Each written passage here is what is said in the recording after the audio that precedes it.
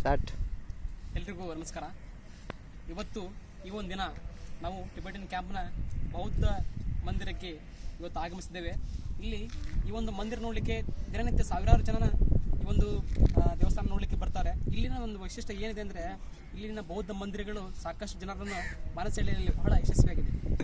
ಹಾಗೂ ಇಲ್ಲಿ ಬೌದ್ಧನ ಅನೇಕ ಸ್ಟ್ಯಾಚ್ಯೂಸ್ಗಳು ಬಹಳ ಜನರಲ್ಲಿ ಮನೆ ಮಾತಾಗಿವೆ.